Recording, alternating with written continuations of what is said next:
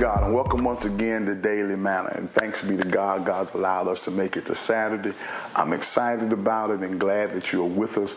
And I know we're going to be blessed as we study the chapter number 4 moving forward. We had a chance to really hear the revelation of God revealed through Jesus Christ, given unto John, who was on the island of Patmos. And while he was there, remember he heard a voice from behind him that he turned around to see the voice. I've always liked, still love that phrase. And had a chance to hear about different churches, the churches of which we've had an opportunity to thoroughly review, the churches of Ephesus, if I'm not mistaken, and then went on to the church of Smyrna, and then went to the church of Pergamum, then the church of Thyatira, and then went to the church of Sardis, and then went to the church also of Philadelphia, ended with the church of Laodicea. Had a chance to review all of these churches and had a chance to hear an interesting paradigm in the first 5. And those first 5 churches had everything to do with something that they were doing good, and then he shifted to that which was the offense or that which he had against them, the ought, and then gave a recommendation for how it could be fixed and asked them to do so. Got to the church of Philadelphia, if you remember, and everything about the church of Philadelphia was positive. That was a word of encouragement for them to continue to hold fast to where they were. Then went to the church of Laodicea, and everything with Laodicea was negative. There was not a positive anywhere. There was a negative. He challenged them because they were neither hot nor cold. He wanted to therefore spew or spit them out of his mouth. Consequently, he challenges them to make up their minds. You got to choose either be hot or cold. If you're going to find yourself ever maturing, you got to find yourself being refined, become golden. You got to dress yourself up and therefore become pure and cover up that which has been evil with a robe of white, and therefore have your eyes changed because you need salve placed on your eyes to see. You need to have a difference in you. And then he encouraged them to become overcomers, because as an overcomer, you become like Jesus, being able to sit with the Father at the right hand. Well, that is the churches of which he's dealt with. Then all of a sudden, we get to chapter 4, and there is a shift in the conversation. It says, after this I looked, and there before me was a door standing open in heaven. Now go back earlier, because I need you to take the time to hear again these words inside of to Philadelphia. Remember, he says, these are the words to him who is holy and true, who holds the key of David. What he opens, no one can shut, and what he shuts, no one can open. I know your deeds. I see I've placed before you an open door. That same phraseology, open door, comes back inside of chapter number 4. Was a door standing open where? In heaven, singular. Okay? Now the reason why I want you to hear heaven singular is primarily because when you have a chance to hear what is found inside of Paul's second letter to the church at Corinthians, when he talks about he was taken to the third heaven, the implication is there are heavens, plural, but but when he went, he had a door open in heaven, singular. And when you hear Jesus, when he is raised from the dead, he said, all power in heaven, singular, and earth is in my hands. All this is important because when you hear that, that means that there are multiple heavens according to what Paul's revelation says, third heaven. But Jesus has only been given the power of heaven and earth, thus allowing us to see the difference between Jesus and the Father. The Father has all power because his power finds itself being extended to heavens. Jesus' power is singular in heaven and earth. And come back and look at this. And the voice I had first heard speaking to me like a trumpet said, come up here, and I will show you what must take place after this. In essence, I want your eyes to be open to behold what is to come beyond the conversation I've had given you regarding the 7 churches. I've told you about the 7 churches. I've given you words of instruction and encouragement for them.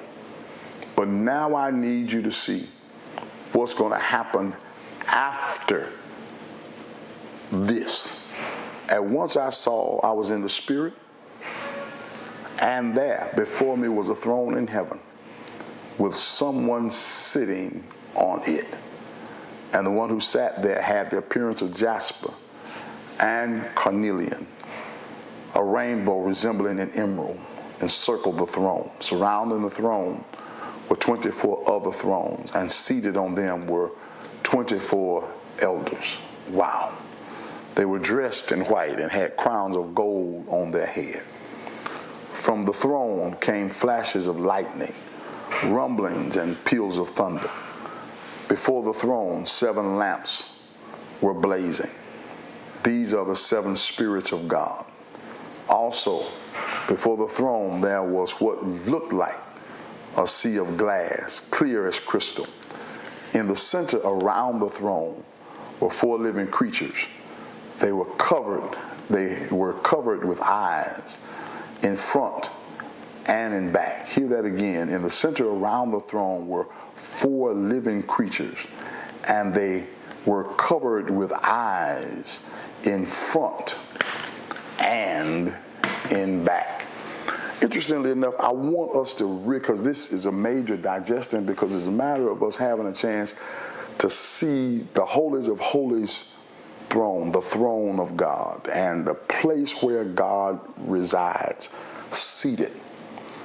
The appearance of him is amazing as he gives the description of how he saw the divine, featured in what might be considered to be jasper and carnelian, and with a rainbow resembling an emerald encircled around the throne. That's powerful. But around him, around that same spot, was 24 chairs and 24 places of people were sitting. And these places represented places of 24 elders. And they found themselves with crowns, and while they were dressed in white. And from where they were, there were these flashing lights, blazing. And ultimately, these represented the 7 spirits. And ultimately, when you see that and hear that, it allows you to just hear the grandeur of what that place looked like. Strangely enough, when Paul had a chance to go to the third heaven, he was not permitted to tell what he saw. John, the revelator, John, is given permission to tell what he saw. Peter couldn't, John could. The interesting thing about that is that John does not get something to keep him humble. Paul gets something that keeps him humble.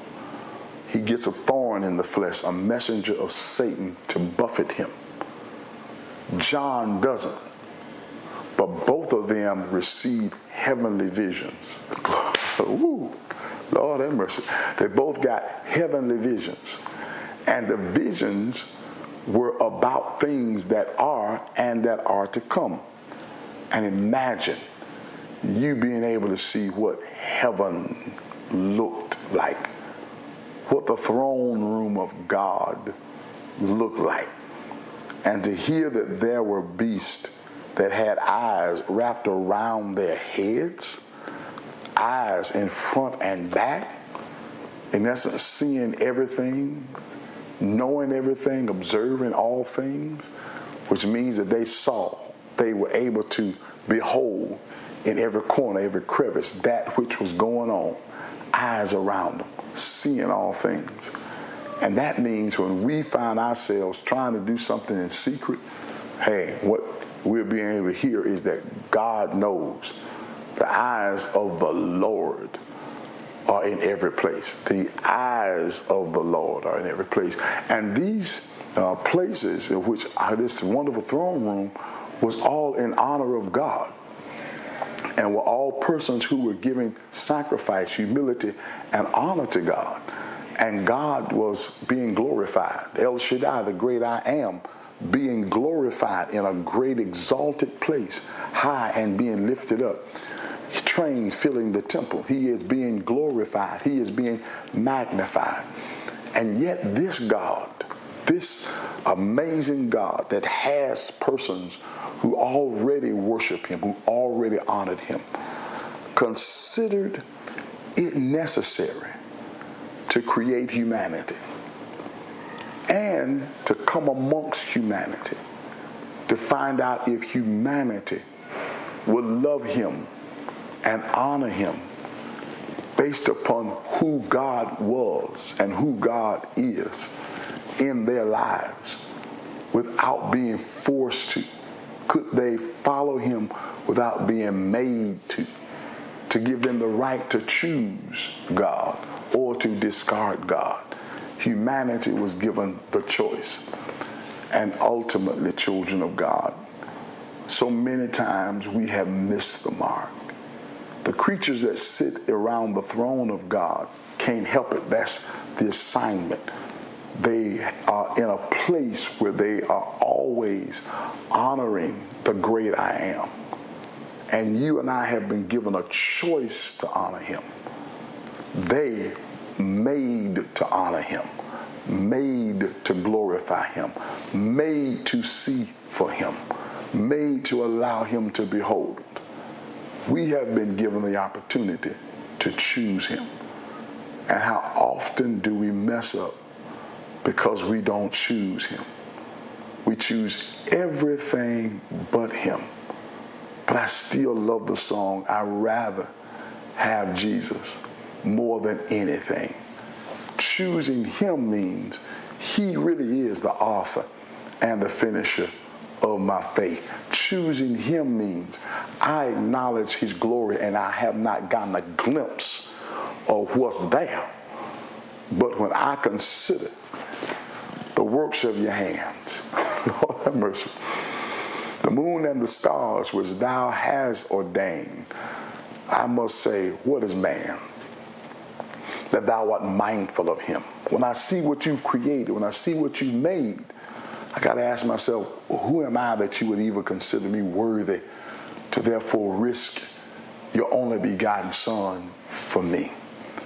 And then I come back and say how great thou art. My. How great thou art. I see the rolling thunder. My.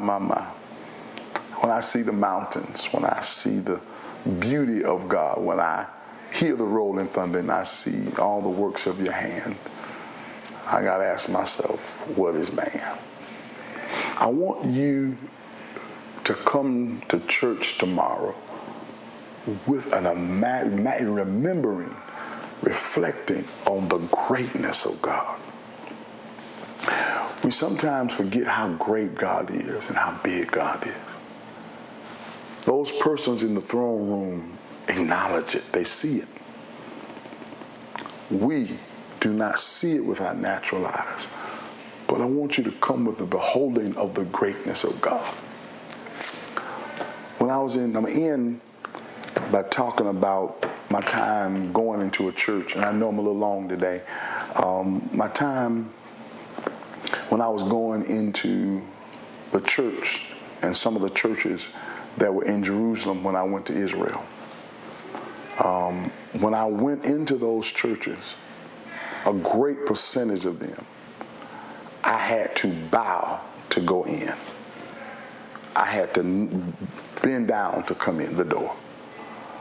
And I wondered initially, why was that? Until I understood that the buildings were designed, that I had to humble myself. I had to bend over. I couldn't walk in straight up. I had to bend down to walk in. I had to humble myself walking in to acknowledge by behavior and body the amazement and the awesomeness of God. If we could ever allow ourselves to be humbled before him, coming into his presence, acknowledging who he is, then we would really have a different form of worship. The oddness of God, the awesomeness of God, the majesty of God, if we could ever be able to envelop it, it would change who we are and how we function. And if we could take that away from church and live it out within our community, our interaction with one another would be different.